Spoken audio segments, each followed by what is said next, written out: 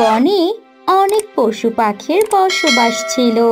সেখানে ছিল তরতাজা একটা আম গাছ, আর পাশেই ছিল একটা মরা গাছ।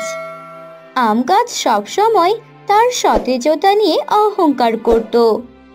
একদিন টিয়া তার ছোট্ট পুতুলটাকে নিয়ে খেলার জন্য বাগানে আসে, আর এসে আম গাছটার দিকে যেতে থাকে। তখন মরা গাছটা বলে, ছোট্ট টিয়া, ও ছোট্ট টিয়া, তুমি বুঝি খেলার জায়গা খুঁজছো? আমার কাছে এসো, এখানে একটু খেলা করো। না, তোমার এখানে একদম পাতা নেই, তুমি তো মরা গাছ। তোমার কাছে এসে খেলাধুলা করলে আমার গায়ে রোদ লাগবে। ওই তো আম গাছে কত সুন্দর আম, তার উপরে গাছে ভর্তি পাতা, সেখানে কত সুন্দর ছায়া, আমি তো ওখানেই খেলবো। এভাবেই সময় কাটতে থাকে। মরা গাছকে জঙ্গলের কোনো পাখি ভালোবাসতো না, এমনকি কোনো যত্নও নিত না। অবহেলায় অযত্নে মরা গাছের চেহারা দিন দিন খারাপ হতে থাকে। একদিন অনেক রোদ ওঠে, মরা গাছের অনেক তৃষ্ণা পায়। তখন দেখি কুহু কাক হাতে করে একটা পানির বালতি নিয়ে যাচ্ছে। কুহু কাক, ও কুহু কাক, তোমার বালতিতে পানি বুঝি? আমার অনেক তৃষ্ণা পেয়েছে, আমাকে একটু পানি দাও না। কেন? তোমাকে কেন পানি দেব? তোমাকে পানি দিয়ে আমার কোনো লাভ আছে? ওই তো আম গাছ আমার কত উপকার করে, এই গাছের আম বিক্রি করে আমার সংসার চলে। তুমি তো এমনিতেই মরা গাছ, দুদিন পরে তো মরেই যাবে, এত পানি দিয়ে কি করবে? আমাকে ডেকো না তো। তারপর কুহু কাক যখন আম গাছে পানি ঢালছিল, তখন মরা গাছ বলে, হে ঈশ্বর, তুমি কি আমাকে সাহায্য করতে কাউকে পাঠাবে না? আমার তো পানির তৃষ্ণায় বুক ফেটে যাচ্ছে। এভাবেই মরা গাছের দিন দিন অবস্থা আরো খারাপ হতে থাকে।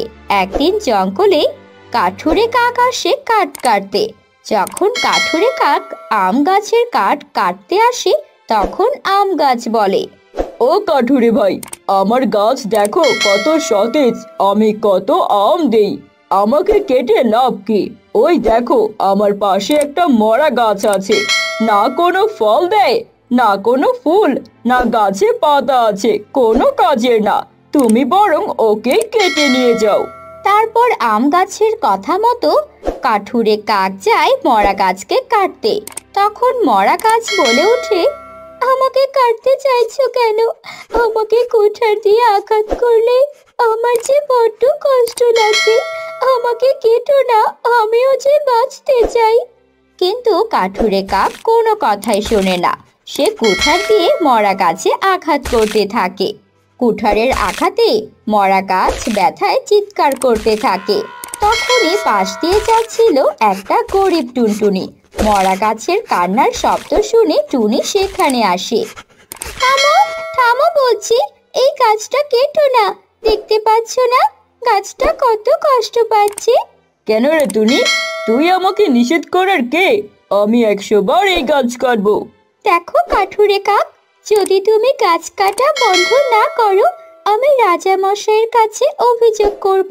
আমি তো জানি তুমি কখনোই রাজা মশাইয়ের কাছে অনুমতি নিয়ে কাঠ কাটো না, কারণ অনুমতি নিতে গেলে তো কাঠ কাটার খাজনা দিতে হবে। তুমি তো মোটেও খাজনা দাও না।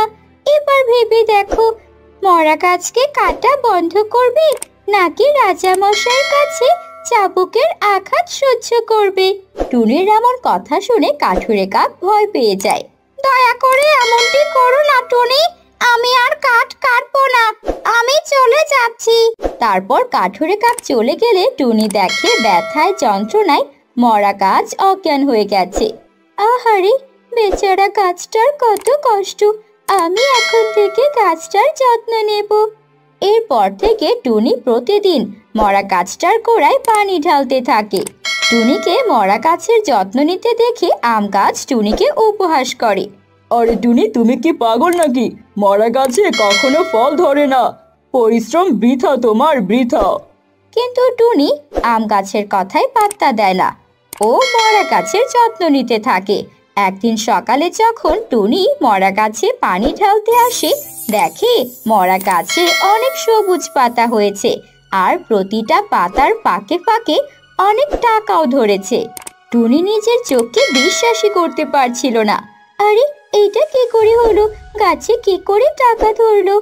আমি হচ্ছে জাদুর টাকার গাছ। অযত্নে অবহেলায় আমি শুকিয়ে গিয়েছিলাম। সবাইকে কত